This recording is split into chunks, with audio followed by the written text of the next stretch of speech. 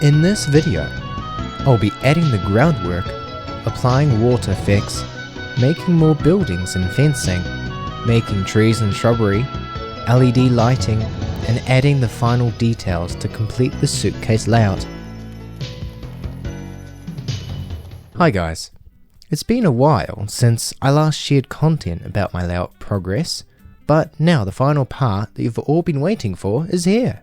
A lot of time has gone into the layout, and this video will have a lot to cover, so let's get into it, shall we?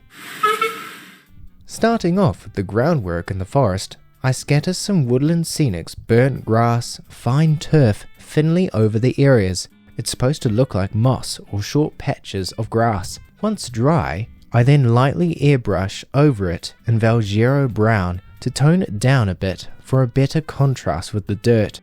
With the static grass and water resin, they were something that I hadn't had much experience with, so I knew I wanted to start making tests into the layout lab.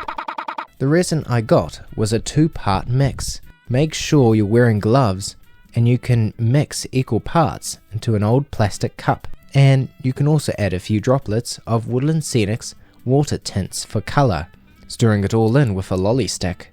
For me, I have a little 00 gauge diorama for me to try it out on, but I'd recommend testing it in a discardable container or tray. Just testing a thin layer should be enough. If you're going to put resin up along the edges of the layout, make sure to cover up the sides with a clear plastic or anything solid. Fill in the gaps, and I add some extra glue and masking tape along the sides and the bottom, just to make sure that there's not going to be any leakages. For drying, it'll take a couple days. I'd play it safe and at least give it 3 days until you can take the side panels off.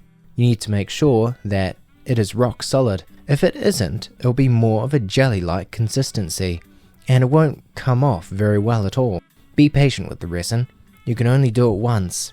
At least for static grass, it's more forgiving. But I still wanted to experiment with different colours and layering. I started testing with balsa wood squares, painting them brown and gluing sand over, and then airbrushing for the dirt base. Brush on a bit of glue and add some static grass with your applicator. Have a think about where you want your grass to go, or how you want your grass to look like. What season are you wanting to model? For a hot summer grass, might be a mixture of yellow and green, and it might be a bit shorter too. Or spring and autumn, if there's more rain, the grass would be greener, wouldn't it? My grass is certainly green and in various lengths. I use many lengths from 2.5 to 7mm. Anything longer, I might make into reeds or tall flowers. It might be worth adding a bit of darker colours of grass for in shaded areas. Definitely experiment with different colours and lengths. I know with things like static grass, it's not the cheapest to source from, but they do last you a while, especially if you're able to mix them up. Now I can apply the static grass on, working in sections at a time, brushing on PVA glue first, then putting my first layer of static grass on. With layering, I'd recommend going from short to long lengths. You should be able to carry on with the static grass while it's drying. The static grass applicator is good for applying in bulk areas, but it's a bit harder for it to reach in the smaller crevices. I find using the good old Hornby Scale Scenics puffer bottle good for blowing in those hard to reach places. Any loose static grass can be sucked into a thin stocking that's wrapped over a small portable vacuum cleaner. That way your static grass can be reused without any wastage. And now you can touch your grass. Go on, touch it, and go tell the haters that you've gone and touched grass. You should be pleased. With the resin, I mixed the resin up and added a couple of drops of blue water tint and hoped for success as I poured it in. I covered it over with a paper towel to protect from dust and tapered down the sides. I had a bit more of spare resin, so I used it on the dirt roads as puddles after a bit of autumn rain, applying lightly in dipped road areas. Again, give the resin at least 3 days to dry before adding anything else onto the layout. While letting the resin on the layout to dry, I thought I'd start by making the trees. Some of my first ones here are made from twisted florist wire. Varying number of wires being twisted together can make different sizes and thicknesses. I'd recommend making about 4 to 12 groups of wires per each tree. Varying tree sizes can be roughly 8 trees per packet, so you might need to get more if this is your preferred method for making trees. With this layout, I wanted to experiment with different ways of making trees that I enjoyed most with a good outcome. I'll get onto my other tree making methods later. 3 days later, I could turn my attention back to the layout. Taking another inspection of the hill behind the bridge, something about it looked off to me. Checking the cottage pictures from the real life inspiration, I noticed that the hill was a lot shorter and a much smoother gradient than I had designed it. So I had to gouge into the hill with a chisel to shorten over half of its original height and reapply the dirt cover and grass again. It was definitely a change worth doing in the long run. I wouldn't have been able to fit the cottage inside of the suitcase if I hadn't. I switched my attention to building the cottage. Basic construction is the same process as the overhead bridge with plasticard, leaving the front and backs open for the Wills kit's lime wash stone and random stone sheets. Cutting balsa wood strips for around the windowsills, then glued Wills kit's window frames behind the plastic sheets. Then, using ratio gutters and downpipes, and the Wills kit slate sheets added to the roof. I made the top chimney pipe with a empty wire tube and wrapped it around a piece of milliput. Also using the milliput for around the base of the chimney, I mostly painted everything by hand, leaving the limestone walls in its original white plastic, but I gave it a watered down brown and dark green washes. And for the roof, I picked out the different slate tiles in a lighter grey and used the same paint on the top of the chimney stack. Then I lightly weathered the roof in Valgero brown through the airbrush.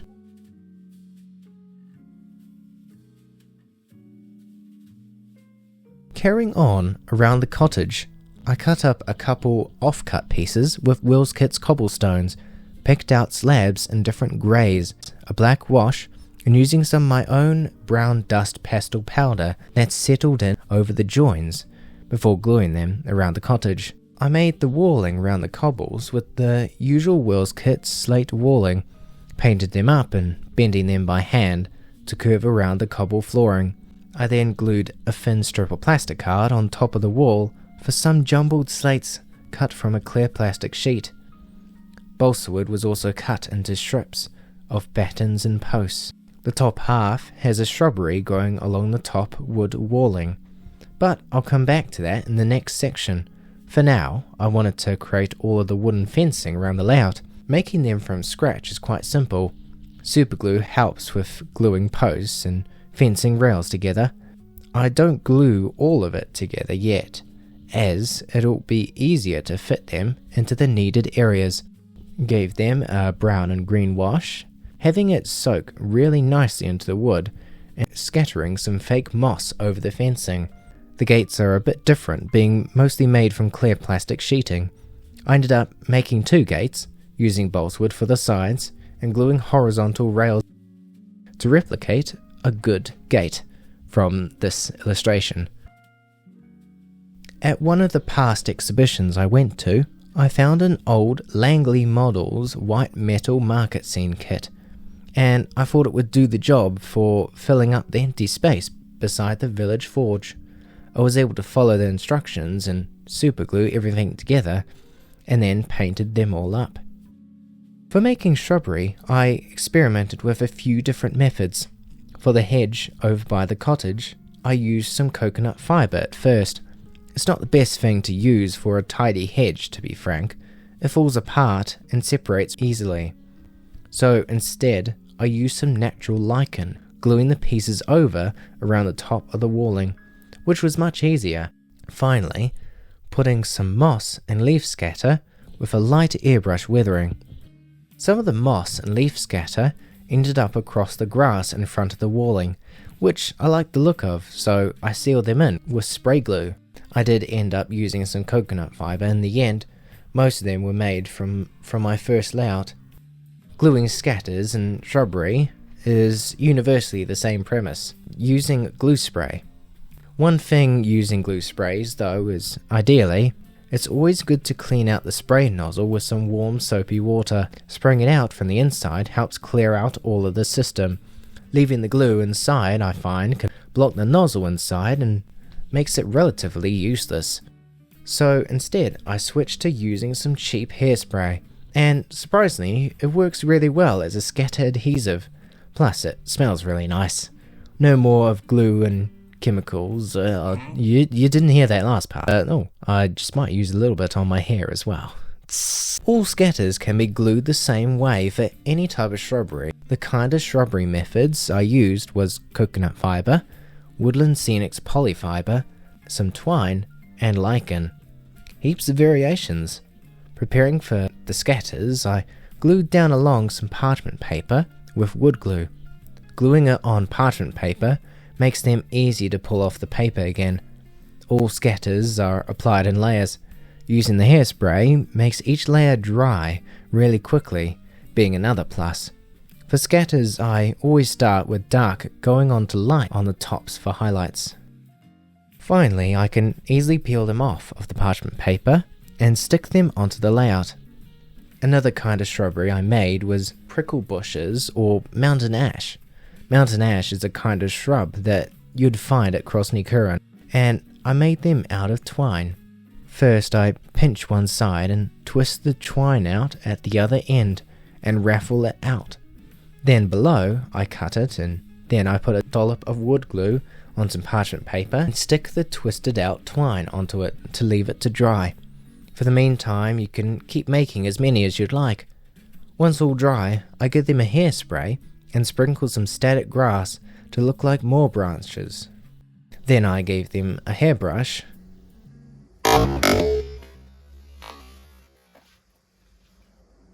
Then I gave them an airbrush in Valgero Brown.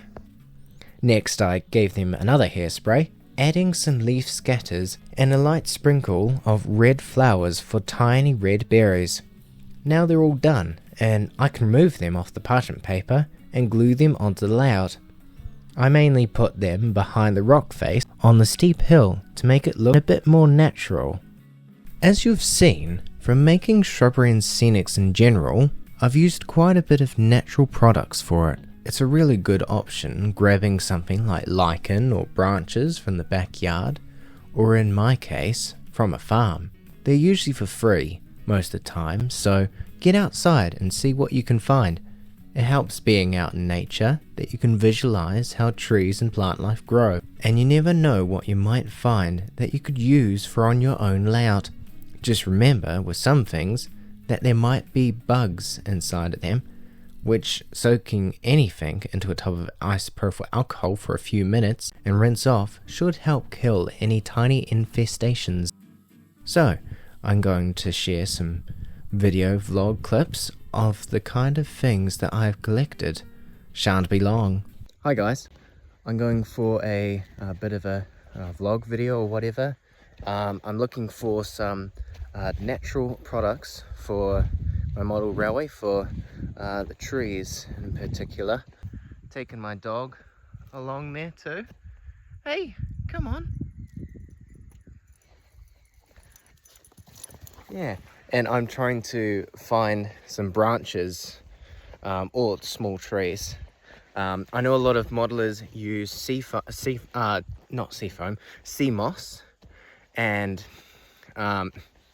sea moss is good. It looks good for making small trees, an extension of branches, but I find that sea moss is very hard to come by in New Zealand. I do have some moss at home, but it is quite hard to, there's not really much I can do with it. It's not really enough for what I need, so I'm going to be using the sea moss quite sparsely for some of the smaller bushes, so they'll do great for those. But for something to use smaller trees, I've found a different method, and it's this stuff.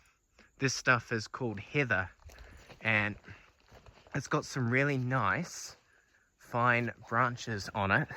Show an example of the heather here, how it's quite good for trees. See if I cut this little piece here, That'll make quite a good tree if it's try and make it see like that. If you just see if that's like on the hill or something, that would make a really good small tree. I've also got this stuff I found. I think it is this heather stuff as well, but it's just more fresher stuff, and they will do okay for making pine trees or whatever if I decide to do it. No, more like eight, and chopping them down to size, they will make great little trees. Hey, hello. And yeah, they'll make good stuff, good branches for that. Chop them to size. They're a little bit tougher. Heather is a bit tougher than sea moss too, so it's not as brittle. So it should be good. And I have also found finding sources for ferns is very hard to find too. And I know a 009 modeler uses moss for ferns, and this stuff is a type of moss, and this is probably the closest I can find to making it look like ferns. So that'll be alright for that. You just got to use what you can find, and sometimes the best materials are stuff you can find out in nature. So very good. And there you have it. Model railways can be an outside hobby too. Duh! Like with the shrubbery, I have a couple different methods with making tree trunks. I wanted to choose one that I've had the most enjoyment making, that wasn't going to be as time consuming, making many trees. And with the layout, it's meant to have a lot of trees on it. Over 30 trees, I counted it all myself. The first method was using florist wire. Doing it this way takes a lot of time and patience, and I don't think it looks as good as the others, so I'm probably not going to be going for this kind of foliage again. Another way which I've seen is the most popular method is using seafoam trees, and I got the autumn version by WW Scenics. Making these kits are pretty simple. Trim off pieces and use some quick drying glue and stick them onto the tree bases, spraying primer, then airbrushing different browns, and finally a hairspray to sprinkle on some foliage on top. I'm pretty happy with this method. It makes really good trees, and it's really that fine detail to the branch tips that really catch your eye. I only made one as I'm trying to use the seafoam sparingly, but definitely my second favourite method. I will quickly note that another method that I have considered is making trees from yarrow, which you should be able to find them easily in grass pastures. I've noticed that most model railroad modelers from New Zealand use it, and I haven't seen it done anywhere else, which I find really interesting. While I haven't made any yarrow trees, I would consider making them in the future. Oh, and one other thing, as I explained in my vlogs, was making tree trunks from heather. This method was way quicker than all the previous ones. It literally only took less than 5 minutes to make them. It makes it my #1 favorite method for making trees. I didn't need any painting. All it had was the polyfiber and foliage on them, and they were all done. They look so realistic, because they technically are. All the rest of the trees I made this way for the rest of the layout. Now I'm aware that not everyone has heather or know much about it. Pretty sure it's not in America, but I'm sure you will be able to find some nice thin twigs where you may have them. Though I will say to try and find something that isn't too brittle. I choose heather since it can bend and won't break easily, even with using the thinnest tips. So with the trees ready, I got a little pin drill and began drilling each individual hole for each tree to be glued. And I found it really satisfying putting on all the lovely red, yellow and orange trees onto the layout. It really gives a nice pop of colour. I've also thought I'd scatter a bit more knock leaves below the trees for the leaves starting to fall. I sealed them in place with a watered down glue. Since designing my own Skarloey and Renee's faces, I've made many more 3D files that have helped me to build my collection of rolling stock and add little extra details to the layout. For rolling stock, I've made a 6-pack of Skarloey Railway Quarryman's coaches, a dandy wagon with horse, and I'm currently still needing to finish my version of the Weed Killer.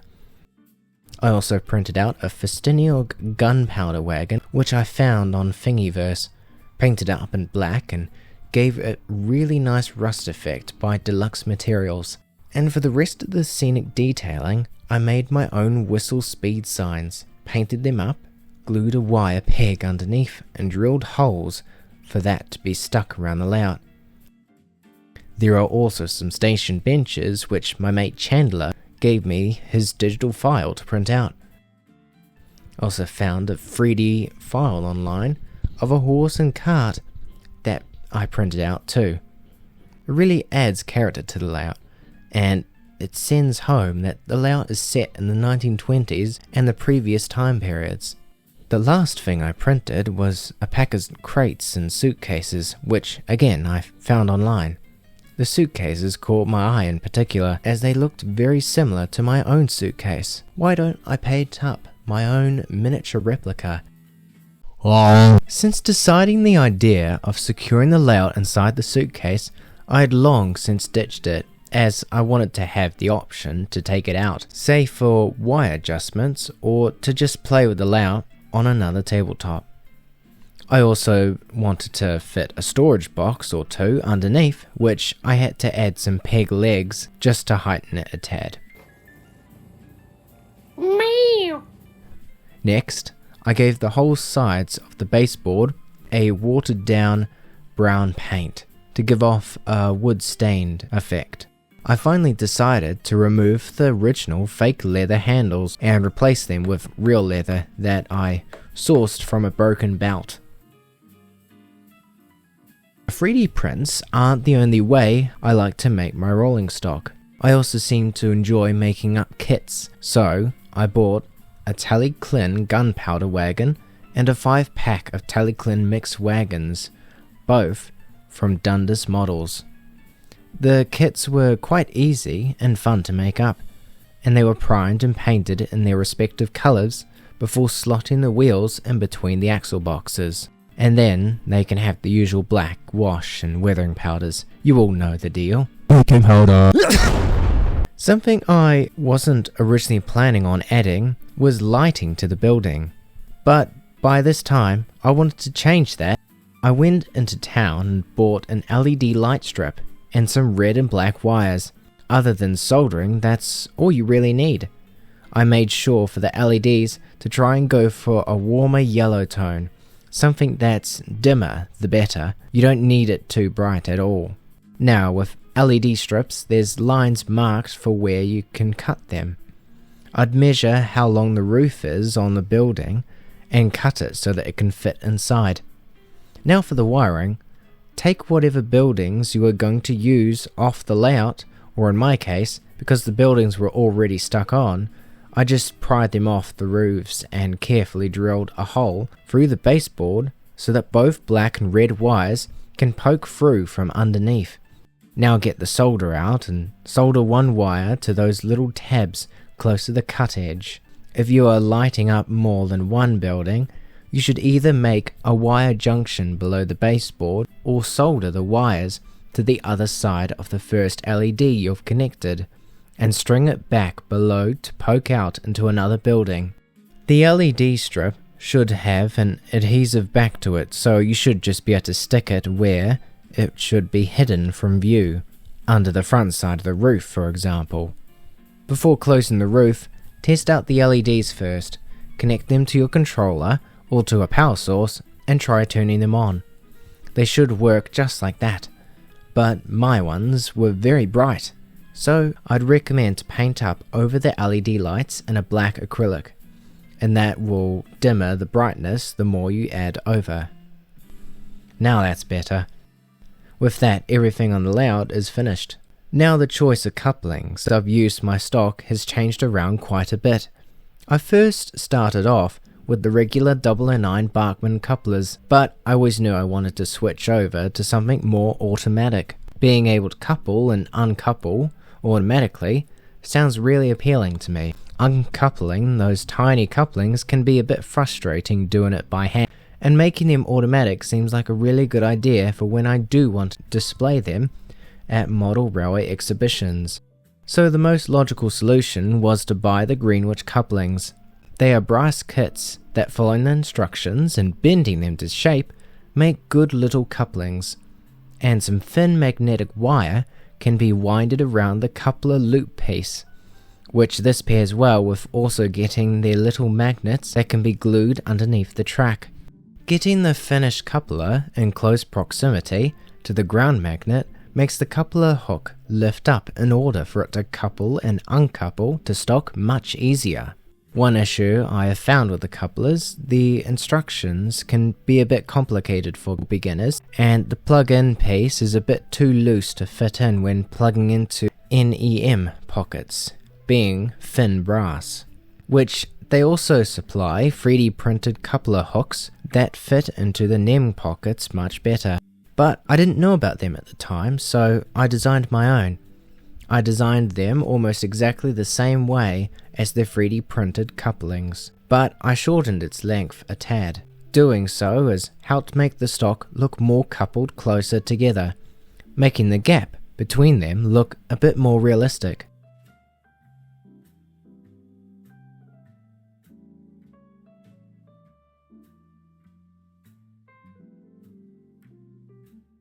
With magnets that go under the track, have a think about the areas where you want your trains to uncouple. I have at least 3 magnets around the layout, one beside each end of the station platform and one at the end of the siding. I drilled in a hole carefully with the power drill. I'd also recommend getting Greenwich's coupling height gauge, which that helps measure how deep the magnet is so that it's not too far apart from the couplings to react. Then you can just glue the magnets into each hole and cover each one with some ballast. And I like to leave a couple marking spots so I know where the magnets are. Now the final thing for the couplers is to test them over the magnets. As I said, the coupler loop should lift up when on top of the magnet areas. But if it's not doing that, you might have to make a couple tweaks to the couplers, like using your finger to press the loop up, checking the movement is not stiff. If that's not the case, then I'd recommend replacing the magnet wire for one end of it to poke towards the middle. That will help with the magnet to recognize the coupler better. I made final checkups to make sure everything was performing well before taking the layout to showcase at the model rail. Actually, I don't need to say about this.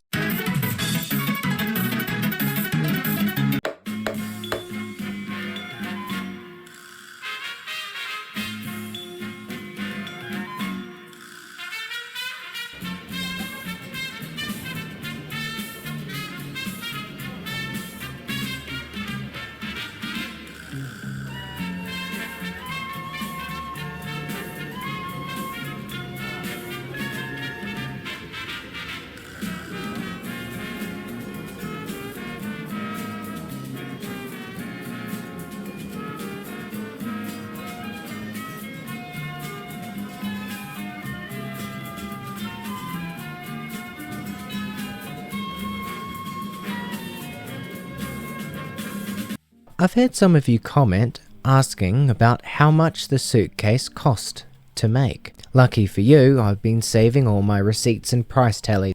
I'm not good at maths at all. So let's add it all up in my phone calculator. Oh, that many dollars? Now that's certainly not cheap, is it? It is not a cheap hobby, but as long as you buy just the basic at first and slowly work at what you need, you should be able to make your own. So there you have it. My first suitcase layout build has come to an end. But does that mean I'm not making any more suitcase layouts? Why no, my boy. I've got 2 more suitcase layouts I've got planned for. One plan is to make this taller suitcase I now have into the mountain road on the Mid-Sodal Railway, which now I have a Barkman Petersam. He will make a really nice Stuart custom. And the other one, well, let's say it's diving into some of my headcanons for Lady and Brunette Stone. It'll be a fun 00 gauge Inglenook shunting puzzle game, which will be really interesting to see how I make the bigger engines and track fit inside of a suitcase. But for now, I might be taking a bit of a break on model railway videos. I have a couple of ideas for making more videos, more focused about my art for a change. Or I might make a video about my first layout and what I learned from it. Anything that I can source together easily to make some quick, easy content really. But we'll see how this year goes. Who knows really if I'll have enough time, but I'll still try and put some effort into posting videos and content once in a while, as I've been doing for the past almost year now. Until whatever the next video will be, I will see you down the hill and round the bend. Thank you for watching. Bye now.